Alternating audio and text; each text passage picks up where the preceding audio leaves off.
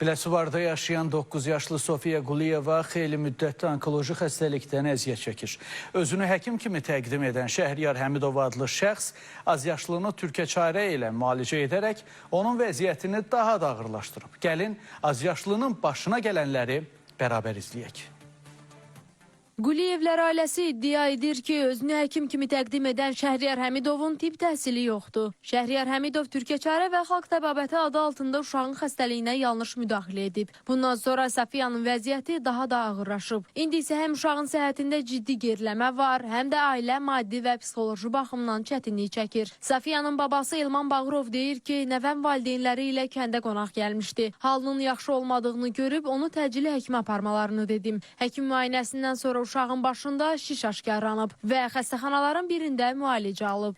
Türkəçarə həkimindən. O boynuna götürüb ki, məsələn, mən bunu etap-etap sağalacağım. Ancaq hiçbir şey alınmadı. Uşağın vəziyyəti tamam ağırlaşdı. Pulları da getdi, həqiqətən pulları getdi, olmayan yerdən. Çətin vəziyyət yaşayan insanlardılar. İndi uşağın vəziyyəti ağırlaşıb.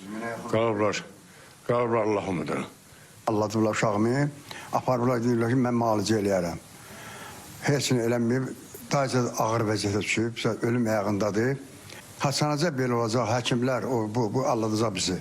Həmin adam da gəlib, haradasa gəlib çıxıb indi, yanından deyib ki, mən beləyəm, belə həkim olmaya nə tərmə müalicə elə bilər. İddiaları cavablandırmaq üçün qarşı tərəflə əlaqə saxladıq. Polis idarəsində işçidir. O gələndə elə xəstə idi. Yəni o şükür Allah dövlət qurumlarında o vaxtda məlumat, informasiya var.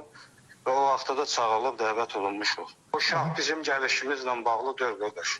Bizə gəlməmişdən qabaq uşağın tomoqrafiya cavabları da var. Qohum əqrəbası ilə gəlmişdi. Mən o uşağa pis çıxmasın, arı südündən, bənövşələrdən başqa heç nə verməmişəm, ya da müalicə eləməmişəm. Belə deyək, bitkilərin satışında heç bir lisenziya olmadığından mən müraciət eləmişəm.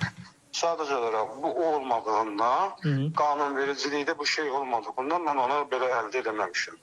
Qeyd edək ki, artıq uşağın valideynləri məsələ ilə bağlı hüquq mühafizə orqanlarına müraciət edib. Yaqub Mehdioğlu, Diana Cəlali, Vüqar Qaliboğlu, Space TV, Biləsuvar.